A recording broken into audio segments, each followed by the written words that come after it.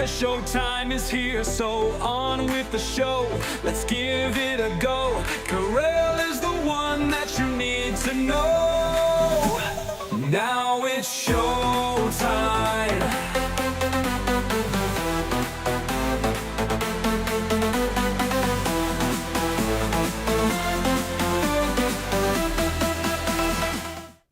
It is time the Democrats learn you must shut down DHS and ICE or we're going to abandon you. And Jane Velez-Mitchell is going to tell us how not to die. I think you already know. We'll talk about that today. Don't go anywhere. Now it's showtime. It is the Karel Show. I am Karel, so very glad you're joining me.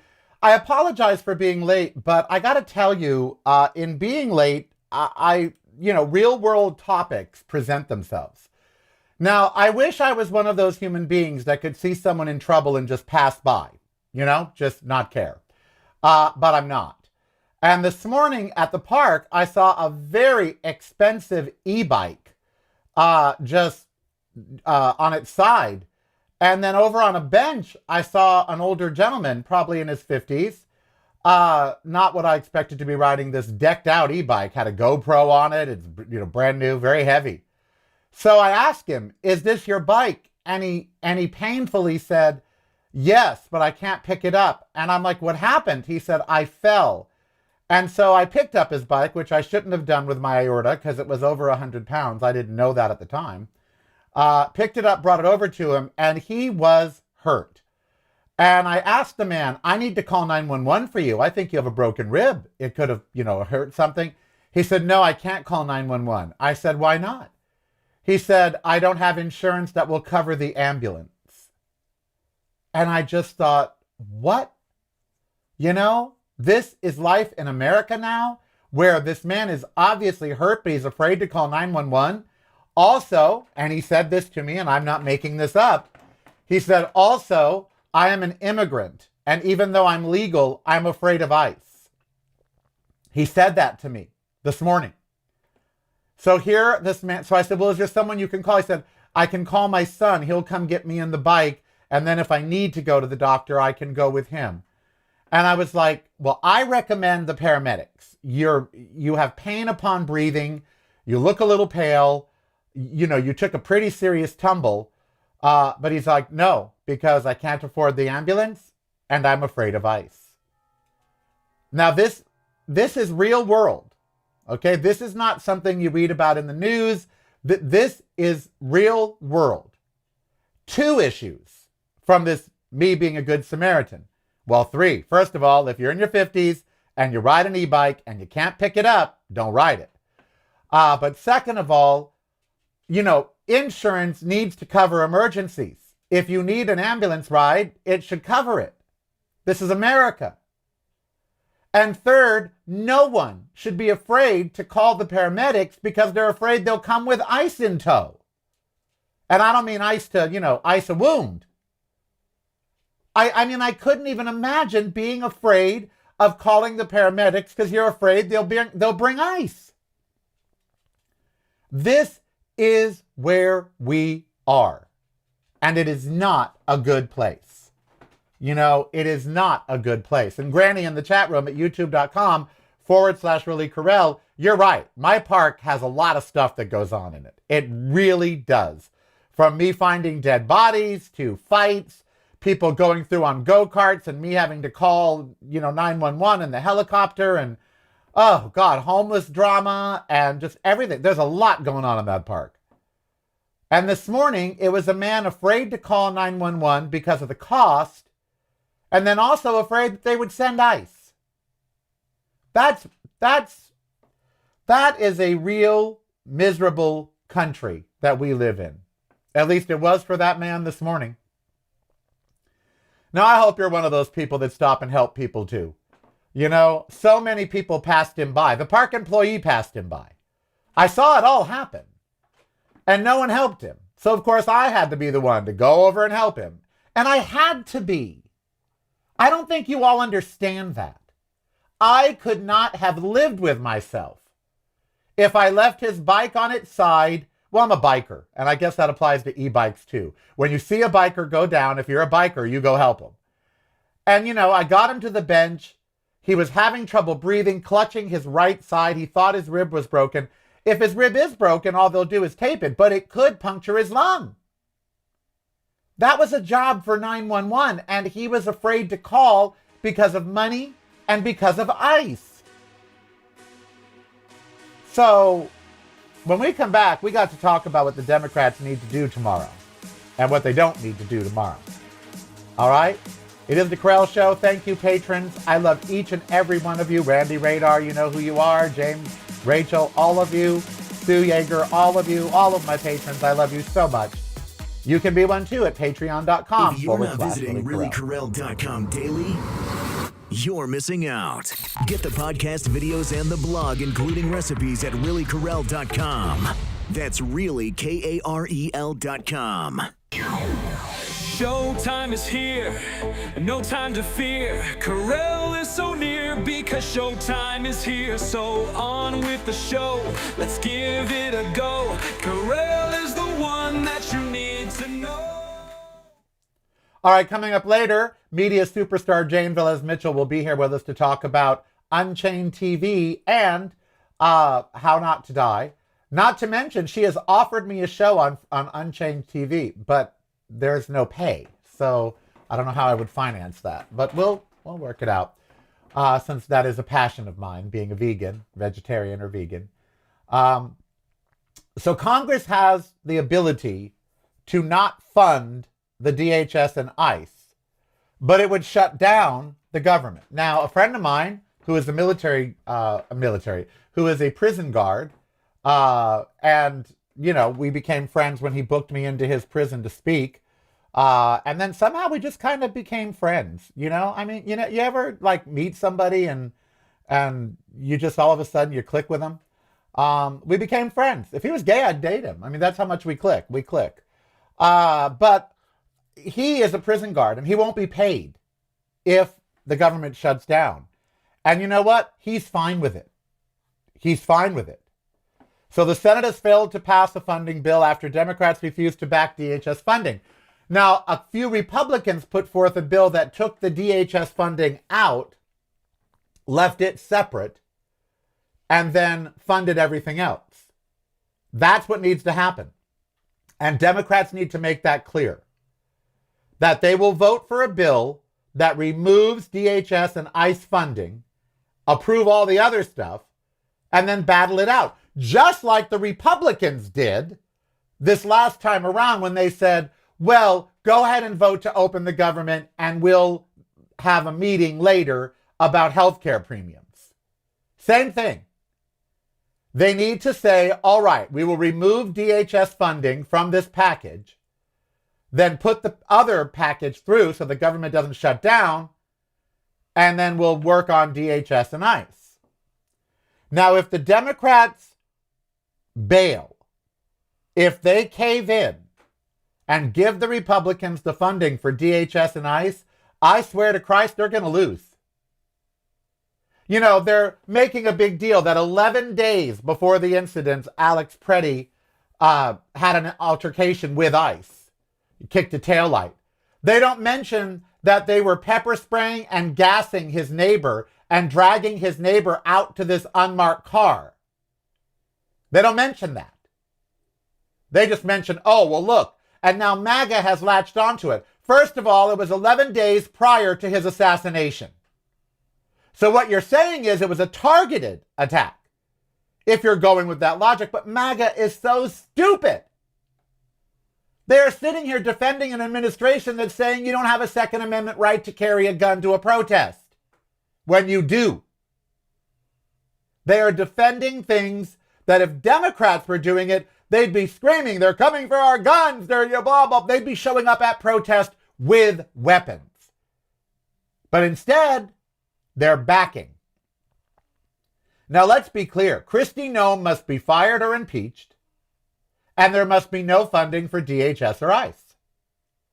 And if there is, the Democrats are going to lose more votes than they're going to gain. And I hope they understand this. I hope they get it through their little Democratic minds. that we are tired of leaders that don't lead. We are tired of leaders who lie down to the Republicans and to MAGA. We're tired of it. Stand the fuck up. Stop talking about dictators and authoritarianism and how powerless you are and actually fucking do something. Otherwise, we might as well just throw the towel in on the country. You know? Yes, that would be premeditated murder. I agree, Phineas. They're making a case that the agents who are now on leave, not fucking arrested and being tried for murder, but on paid leave. I would love a job where I could kill another human being unprovoked and just get paid leave. In radio, if I said fuck one time on air, like fuck Joe the fucking plumber, I hope Joe the fucking plumber drops dead. Remember all the controversy when I said that? Do you all remember how it was international news? Fox News every night debated whether I should be arrested for a death threat. Bill O'Reilly, on his show, had Michelle Malkin sit there and debate whether I should be fired for a death threat over fuck Joe the motherfucking plumber, I hope Joe the plumber drops dead. Now they are defending people who have shot let's not forget Renee Good. Alex Preddy isn't the only victim. Let's not forget the lesbian. Shot 3 times in the face in front of her wife and her dog. And now Alex Preddy. These are murders. And they get leave. Or to stay on the job. I say fuck Joe the plumber, I hope he drops dead, and every conservative outlet that there was came after me before the fucking show was even over. I said that at a break at 9:05. And before 10 p.m. that night, it was all over the news. Liberal talk show host issues death threat against Joe the plumber. Who did drop dead, by the way. I didn't do it. It was years later, but he dropped dead. And I didn't do it. Wasn't me. Think about how pale that is by comparison now. Think about the things in my life I've gotten in major trouble over. Playing Ding Dong, the Witch is Dead the day Ronald Reagan died.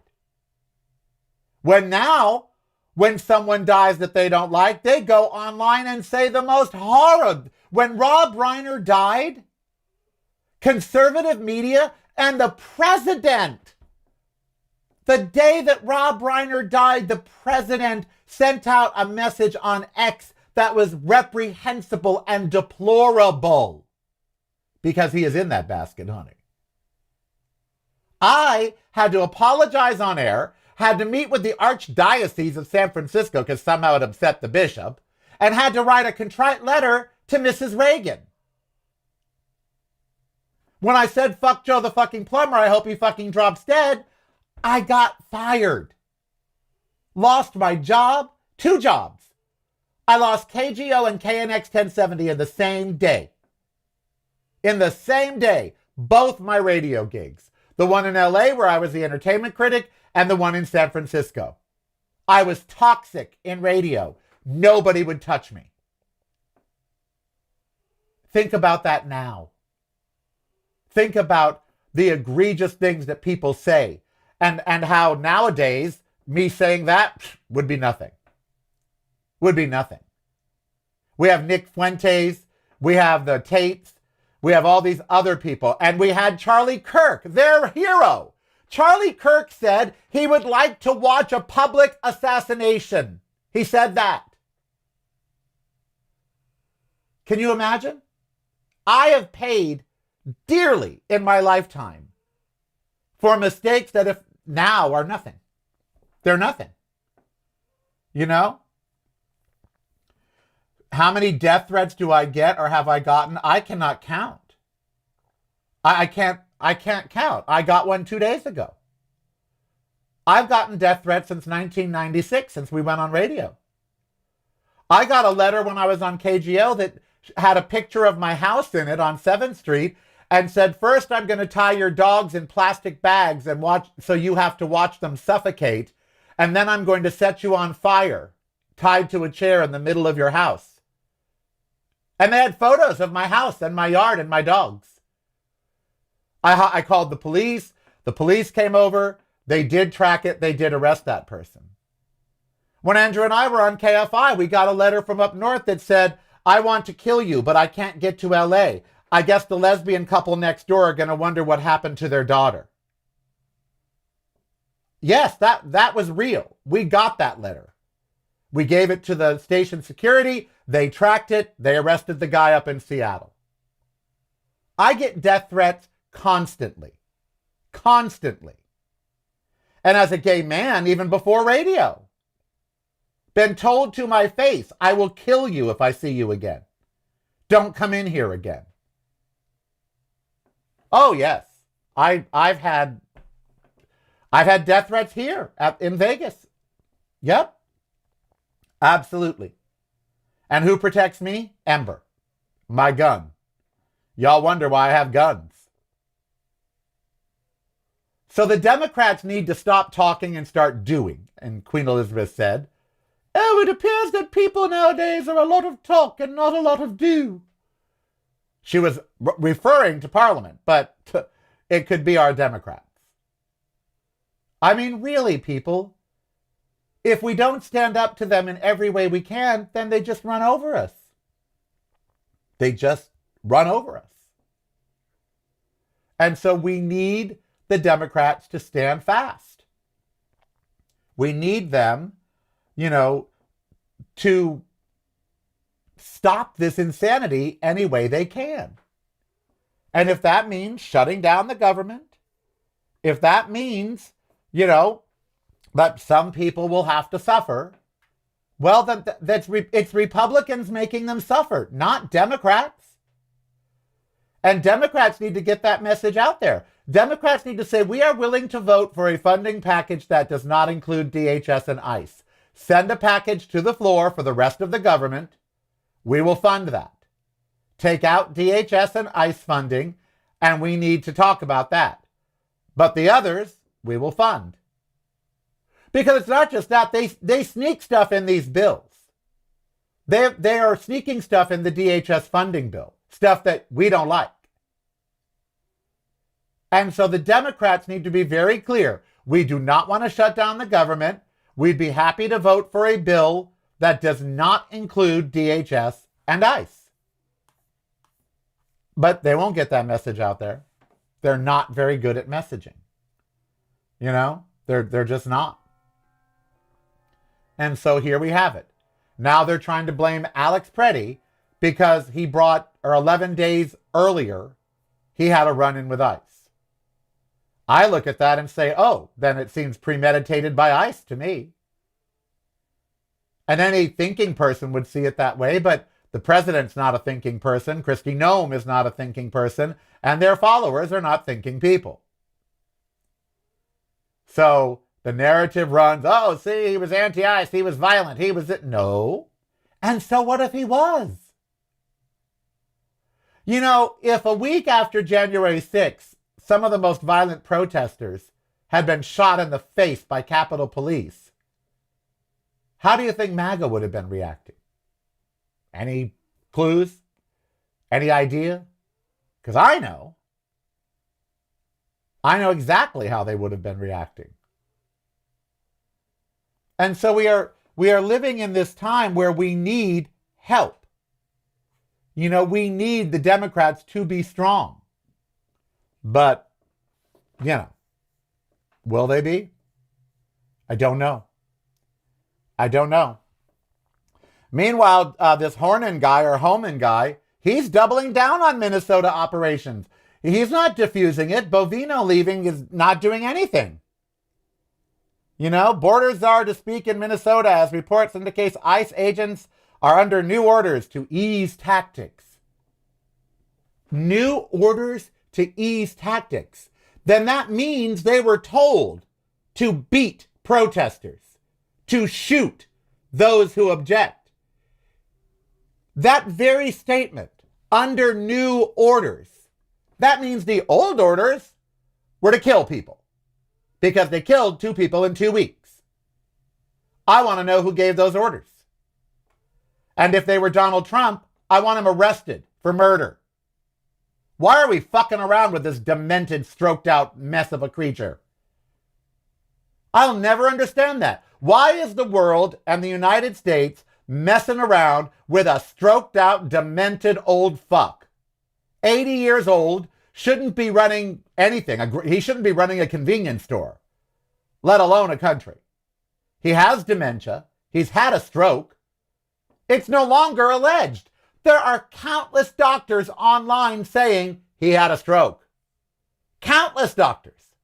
Report after report after report. This is why Donald Trump has dementia. This is why Donald Trump has had a stroke. Countless reports online from credible doctors.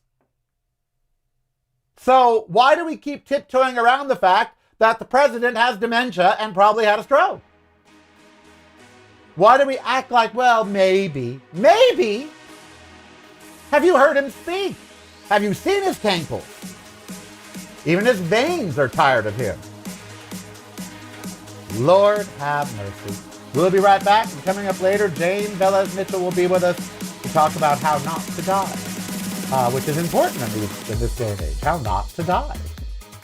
I think you know how not to, though. Patreon is the way to show you care. Subscribe today if you dare. Keep the show on there. Patreon is the way. Now it's showtime.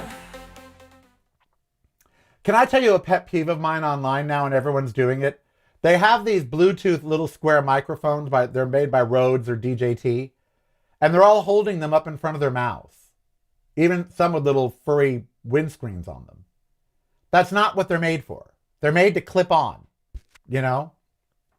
They're not made to be held out here in front of your mouth. Aaron Parnas put down the fucking microphone. Clip it. All these people holding these little tiny square, they're clip-ons. They're not meant to hold. Clip them here, clip them here. You can clip them up here on your head. You can clip them to a hat. You can clip them. I mean, it's like the guy in an airplane. You can make a brooch. You can make a scarf. You can make a, and yet they're online and they're holding these. I know you all have seen them. They're all just sitting there. It's like, oh, what a pet peeve of mine. It's like, clip them. They're not handheld. They're not handheld. All right. Lord have mercy. I'm exhausted. I'm exhausted by it all. So let me tell you the truth about today. This morning, I found out that my HRV, heart rate variation, the amount of time in between each beat that your heart recovers, well, mine's 30, which is not terrible, but it should be 50 or 60 given how, and it means my nervous system is not recovering properly from all I do, my sympathetic nervous system. And so I typed in my workout routine to ChatGPT and it said, girl, you are doing too much. And I was like, what? I thought you had to do this much to stay healthy. And it's like, yeah, no. So I don't know about you all. I'd like for you down below in the comments to put how much exercise. And I don't mean, oh, I walk a lot for my job or no. How much specific exercise do you do a day? Probably one of the most important topics we could talk about. How much exercise do you do a day? Dedicated. Do you do a 30-minute walk? Because 30-minute walk 7 days a week is plenty. But do you do one? What do you do? Do you do yoga, weights? What do you do? Do you bike? Do you swim? And how often do you do it? I'd love to see your comments down below. Because with all the stress in the world, with all that's going on with ICE, with all that's going on with Trump, you have to exercise. Outdoors, by the way, not inside a gym, outside. If you're over 50, do you lift some kind of weight? What do you do? I would love your comments down below. Please tell me, how much exercise do you do a day? Okay? How much? I do more than 2 hours a day. Okay? I do. And ChatGPT said, whoa, sister girl. For instance, I could read you my old schedule versus my new schedule.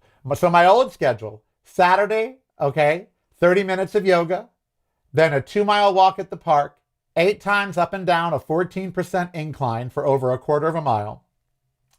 Then, and that right there is an hour and a half of exercise. Then another mile at night with Ember. So 3 miles of walking, totaling an hour and a half of walking and 30 minutes of yoga. And that's on a Saturday. So that's 2 hours. Sunday, 20 minutes of yoga, 10 minutes of weights, then the 2-mile walk, and then 6 times up the hill, and then the mile walk in the evening. Monday, yoga, no weights, walk, hills, walk at night. Tuesday, rest, and just do 2-mile walk and 1-mile walk. Wednesday, yoga weights for 30 minutes, so 20 yoga, 10 weights, and then 2-mile walk, hills, and then mile walk at night. Thursday, the same thing, 20 yoga, 10 weights, 2-mile walk, 6 hills, and then mile at night. Friday, just the walk, 2 miles and then 1 mile. Well, ChatGPT said, first of all, just do the hills twice a week. Pick the 2 days you want to do the hills and do them twice a week. You're not giving your system enough time to recover. Second of all, you can do yoga and weights just 3 days a week. You don't have to do them 5 days a week because you're walking 7 days a week. So 7 days a week, I'm doing an hour and a half to 2 hours of walking. So it said, you know what? You're doing too much.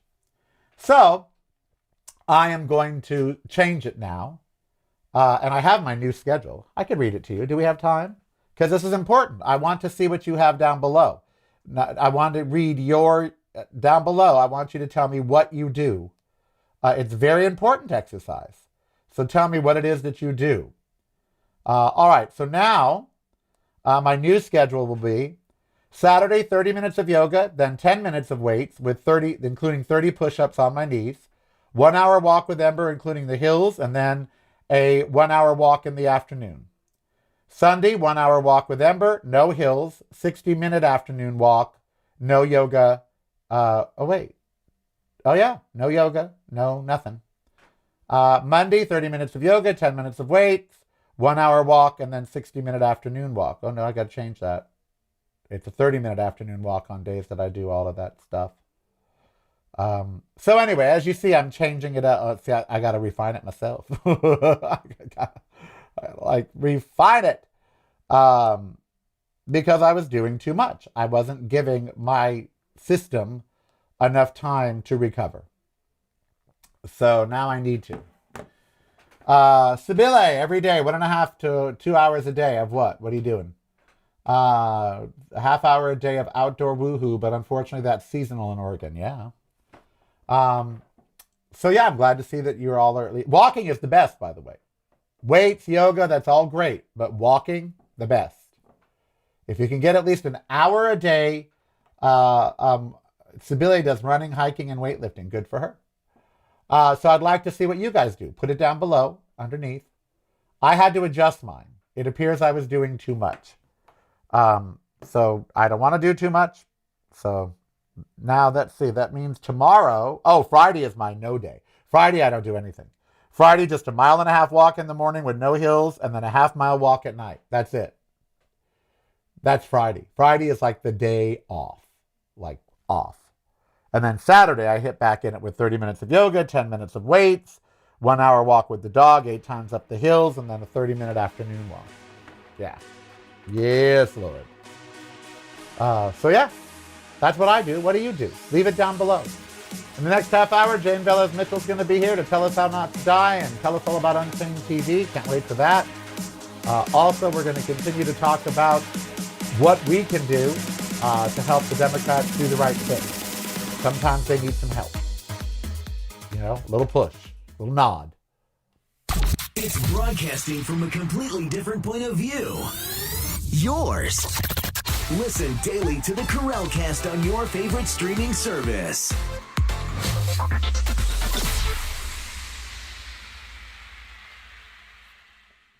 You're listening to the Karel Cast. Driving you home or driving you crazy. It's broadcasting from a completely different point of view. Yours. Listen daily to the Karel Cast on your favorite streaming service.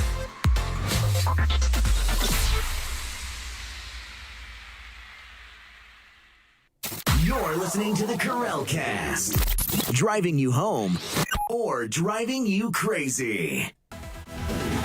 Now it's your time. All right, so look, this show is all over the place some days, and today is one of those days because I just got asked a question by No Handle in the chat room at youtube.com/Really Karel. It says, how can you alleviate medical anxiety? So, I was crippled by medical anxiety, and some days it still happens. When I thought this lump here was cancer, the whole day was shot. But I went to therapy for 25 years, and one of the things that was discussed was medical anxiety. And there's a ton of stuff online about medical anxiety and how debilitating it is. And what I'm about to tell you is going to piss some of you off because you're going to say, it's not that easy.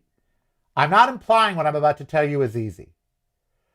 If you have medical anxiety, the best way to get it to stop is to stop. You're like, what?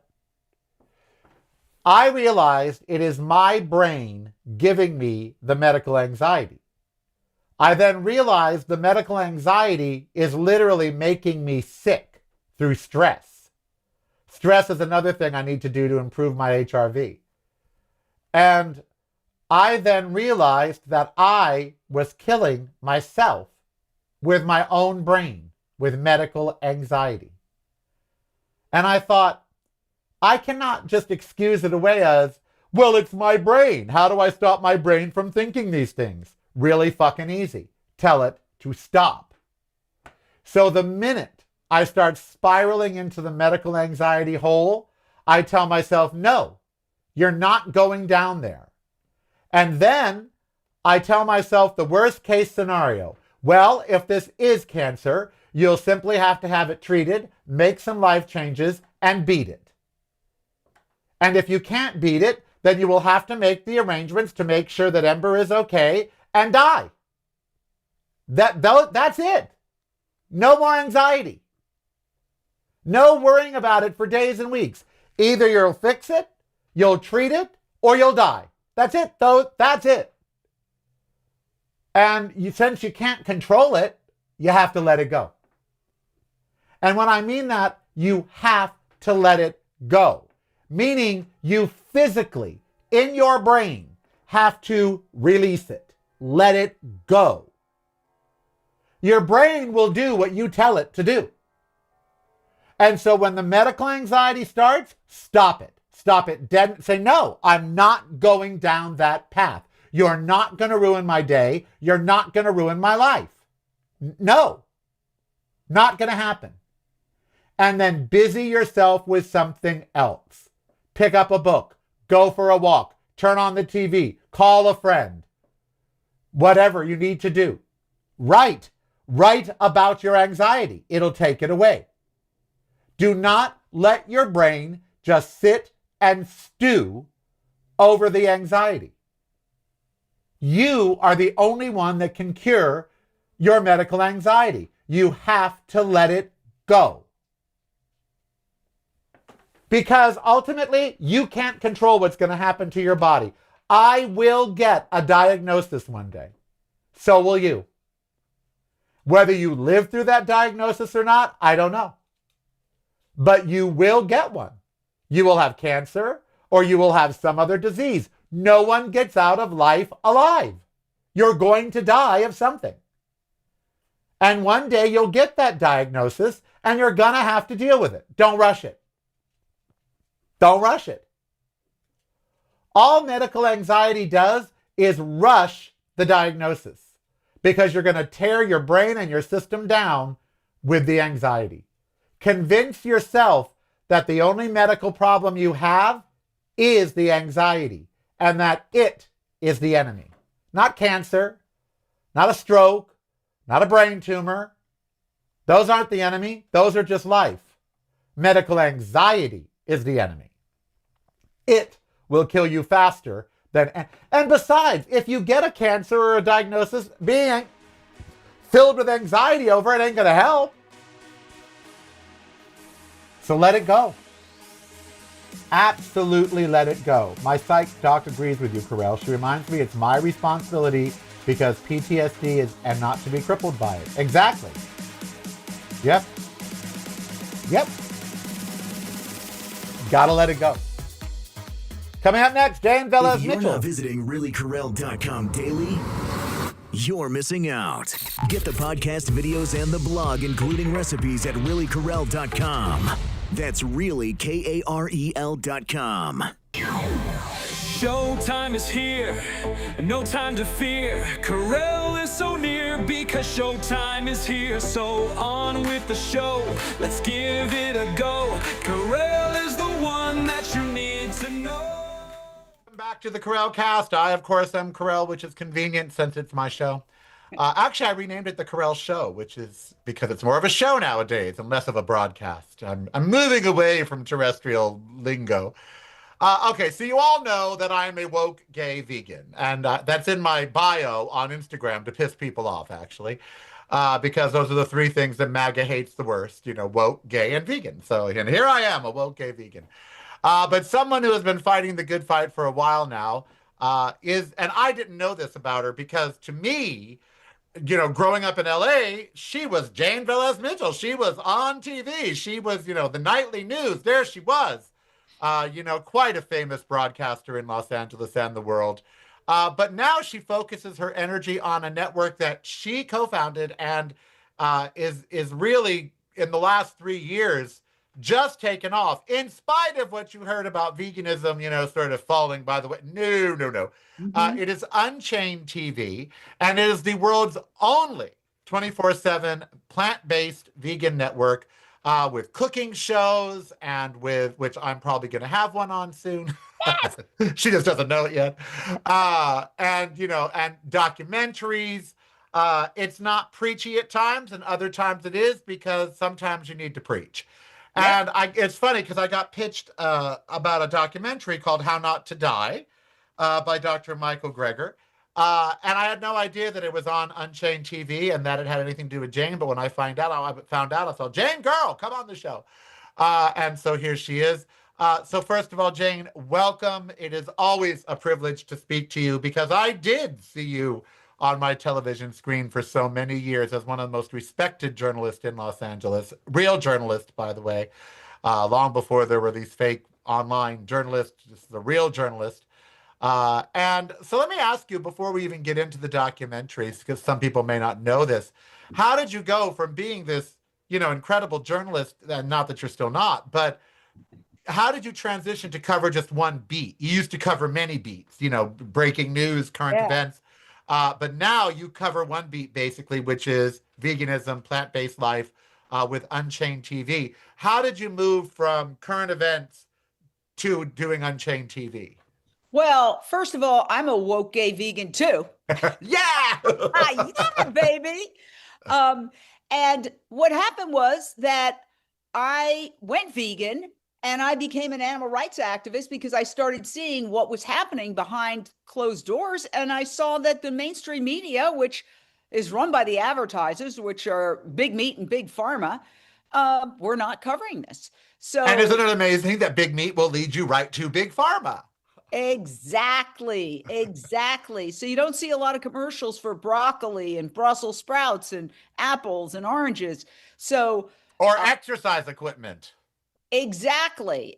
So at one point, after many years working at KCAL TV on the Paramount lot in California, that kind of ran its course. 12 years is a good run. And I ended up working at Celebrity Justice, which is the precursor to TMZ. And I was working with Harvey Levin, who was a good friend. We used to go karaokeing together. When he started it, he said, "Hey, would you like to be a reporter on Celebrity Justice?" I said, "Yes."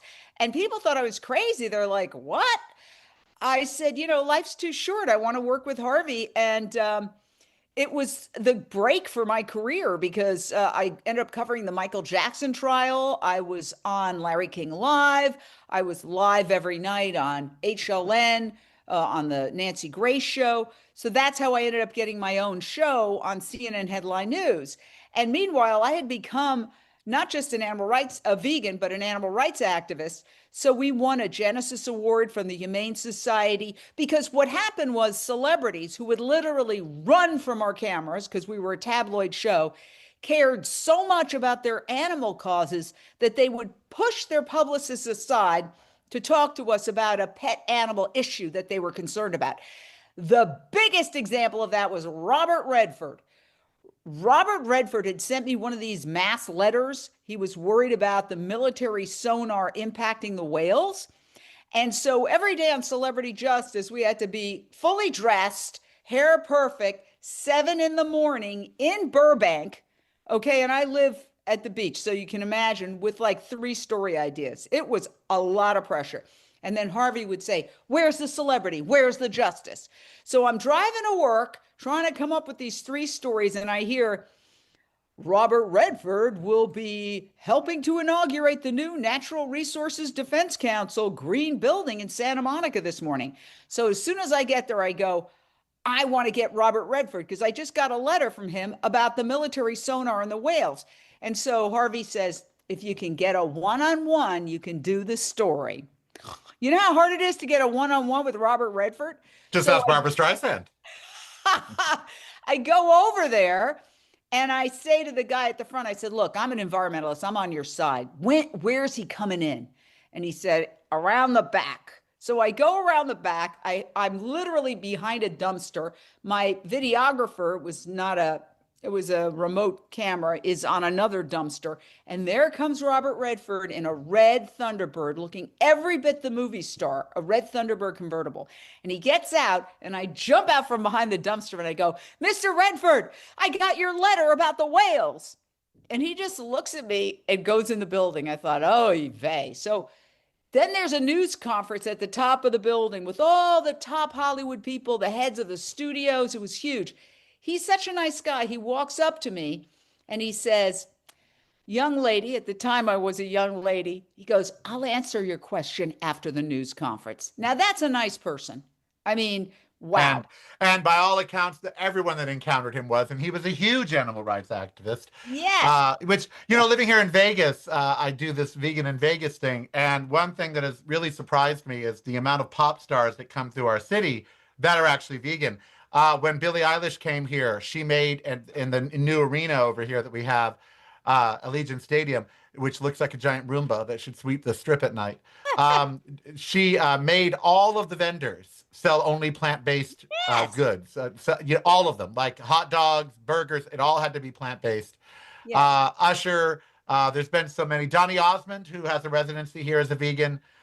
There's a restaurant over here that I didn't know that. Yes, Donnie's a vegan, absolutely. Yeah, he sure is. Well, let me segue to UnChainedTV, which is behind me. I just want to say that we just did a series about the incredible vegan restaurants in Las Vegas. So Tarantino's, incredible vegan Italian restaurant. And the list goes on and on. So you can watch that on UnChainedTV. We have more than 2,000 videos. We have award-winning cooking shows. We have reality shows. We did the first reality show starring pigs called Pig Little Lies. You will love it. It's on UnChainedTV. So the great thing about UnChainedTV is, look, you can get it right on your phone also. Yes. It's on any TV with streaming devices like the TV behind me. It's embedded into Samsung and LGs. And it's, if you have an Amazon Fire Stick, just put in, and you can also download it on your phone. And It's just an app. There's 2,000 videos, life-changing for those people who say, for example, oh, I could never give up cheese. We have like hundreds of vegan cheese recipes. Well, they haven't met Miyoko if they can never give up cheese. And by the way, for Italian, Tarantino's is great, but I will tell you this. Ferraro's, which is a non-vegan restaurant, has a full vegan menu. And their Italian food at Ferraro's, the vegan options that they have, it's on a full separate menu. I can't even tell you. Just so incredible. And then, of course, if I had $1 million, Chef Kenny would be in every frozen food section in America with his dim sum. Vegas. We profiled Chef Kenny too. Yes. Incredible. He's a great guy. I love So, and this documentary, How Not to Die, we're going to get to, but I'm going to keep you for a couple segments because, um, before we came on, you said the world's going to hell in a handbasket, and we both know that it is. And one of the biggest horrors to me hasn't just been Greenland and hasn't been everything every day that the orange sex offender in chief does. It's RFK Jr. And more than the vaccines and everything, the notion that he took the food pyramid and turned it into exactly what you should not eat and what the planet does not want you to eat. And if you were to follow the food pyramid with its meat and dairy and all of that, and here in Vegas, they just opened a restaurant that celebrates red meat. And I'm like, we're getting this so wrong. And to have RFK Jr., promoting beef tallow and promoting more fat and lard and manteca and this and that and the other thing, he's getting it so wrong, and America is buying it. And I wanted to ask you, there is a vegan backlash right now because of Donald Trump. He says it's woke if you're a vegan. It's, you're woke or whatever it might be. How do we navigate these waters when what we're doing is right, what we're doing is the best for the planet, the best for our bodies, but we have people like RFK Jr. and Donald Trump fighting us on it? Well, first, we did an article, because we also do written articles, that says, Earth to RFK Jr., fix this, pointing at his new food pyramid. Americans already consume more meat than any other place on the planet. And what do we have to show for it? 3/4 of Americans are overweight or obese. Heart attacks, the leading killer. What does that come from generally? It comes from your arteries getting clogged with plaque, which is if you want to know all about this, watch How Not to Die on UnChained TV. Plaque comes from cholesterol. Cholesterol only exists in animal products. Go up and down the supermarket aisle. Every single vegan product is zero cholesterol because animals do not produce cholesterol. So it's the craziest thing on earth. I know you meant to say plants don't produce cholesterol and only animals produce cholesterol. That's what I meant. Yes. I'm sorry. I get verklempt when I'm talking about No, I understand. Look, I'm so passionate about it. Animals only produce cholesterol. Plants do not produce cholesterol. That's why there's zero cholesterol in all vegan products. And by the way, let me just interject here. Plants produce protein, not animals. Not one animal on the planet produces protein. It eats the protein from the plant, and then you're eating the middleman. Yes. All vegans do is cut out the middleman. Just like fish oil. Fish get the nutrients in fish oil from algae. They eat the algae and they store that oil, and then you get the fish oil. I take algae oil. I go to the source. I cut out the fish. So the notion that you can't get enough protein if you're a plant-based eater is just insulting, because you can. And second of all, the notion that there's other things that you need that you can't get, you can. And yeah, creatine you can take as a supplement. Choline you can take as a supplement. You don't need to have animal products to get creatine or choline. First, I have to say this. First of all, he knows better. He's just basically towing the line, because he was an environmental lawyer who actually went after the big factory animal farms. So he has said that animal factory farms are like terrorists. That's what he said in the past. Well, they're being paid. It's all a grift. The entire administration is a grift. And I'm sure that the meat and dairy industry is lining the pockets of somebody in the administration to get them to be on a pro-meat and dairy agenda, because it belies science. There's nothing rooted in fact in what they're saying. And as I said, I went vegan for the save one animal first, this animal.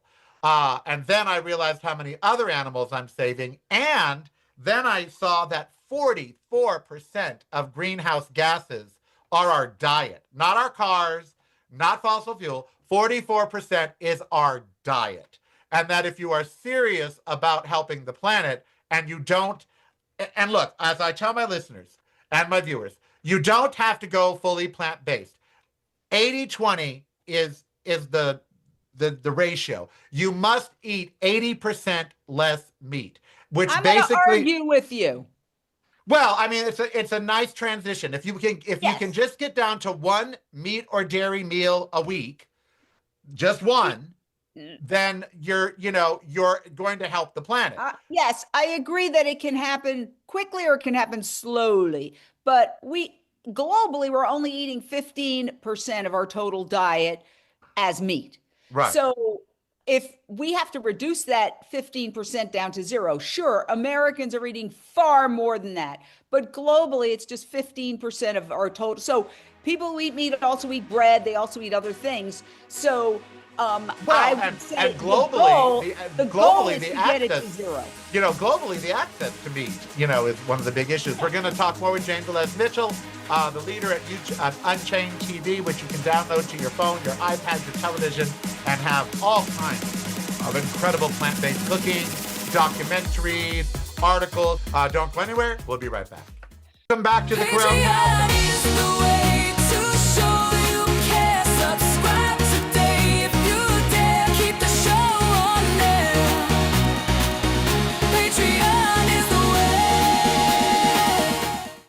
Now it's showtime.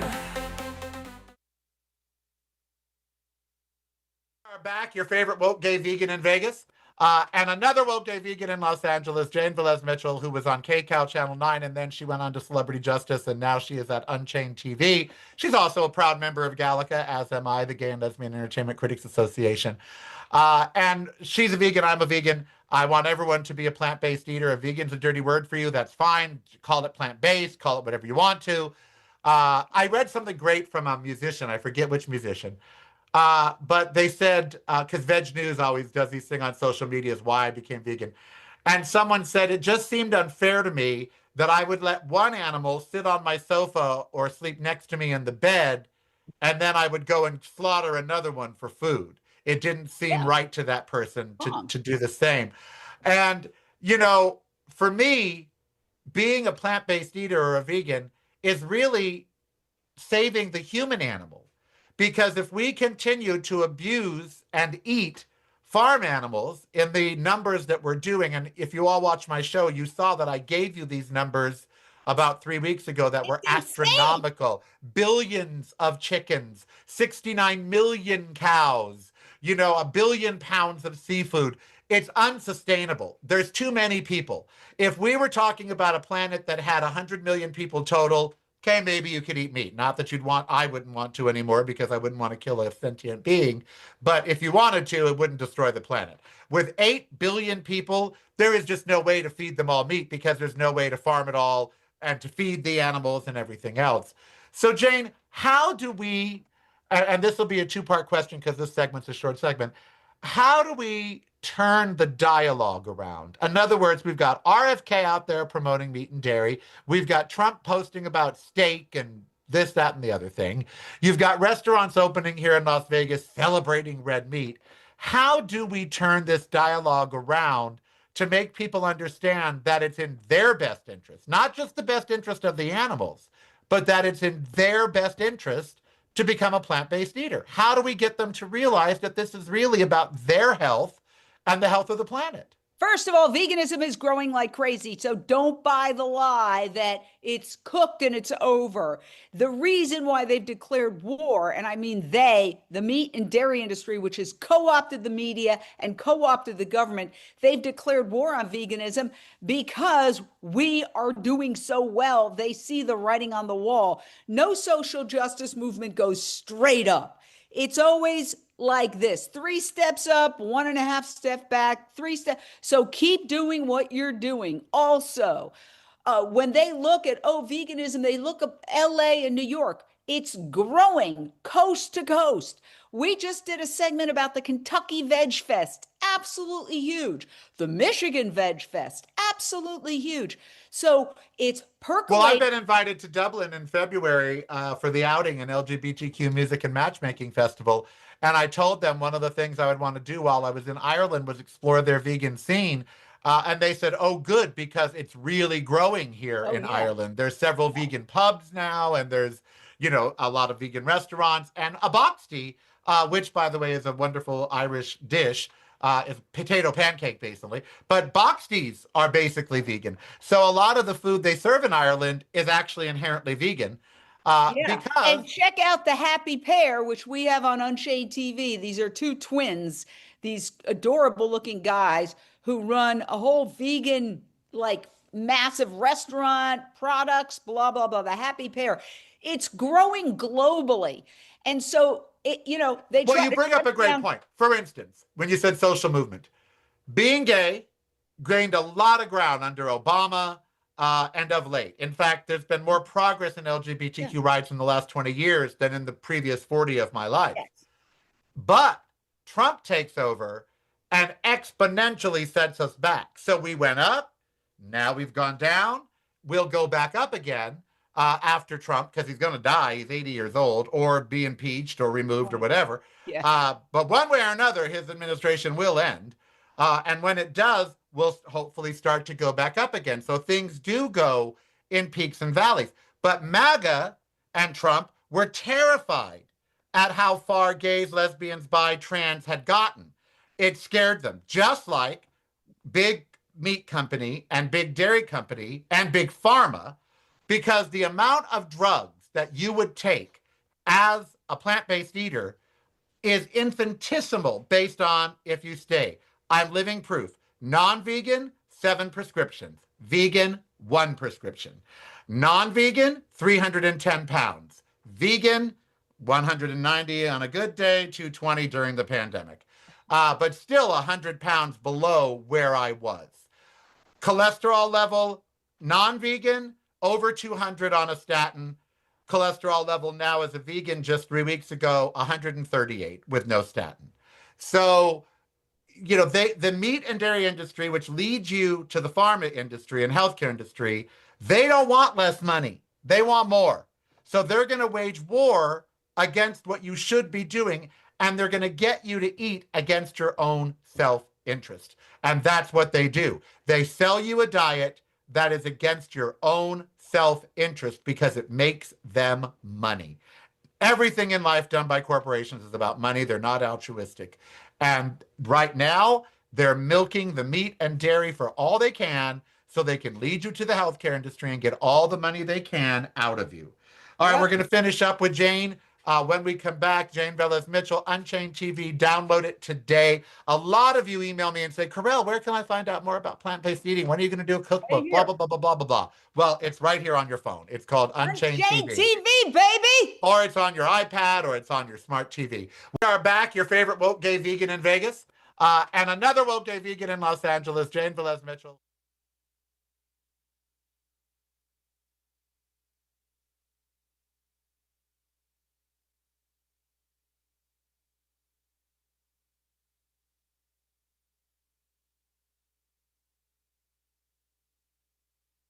Something's happened. There we go. Sorry about that. The two most important things you can do is diet, exercise. We talked about both today. I thank Jane Velez-Mitchell, and I thank you all for joining me. Have a safe and sane weekend. I look forward to being here with you on Monday. Hopefully by then the government will be shut down, or they will have removed DHS from the funding and kept the government open, but not voted to authorize more money through DHS. We can hope. I am Karel. You be who you want to be, so I don't hurt anybody. Stay safe. Crazy world in which we live in. Leave your comments down below. What exercise do you do every day? I'd very much like to read about it. Leave those comments down below about that and anything else. We'll see you on Monday. Have a very safe and sane weekend. Love a dog or a cat or a goldfish. It's broadcasting from a completely different point of view. Yours. Listen daily to the Karel Cast on your favorite streaming service.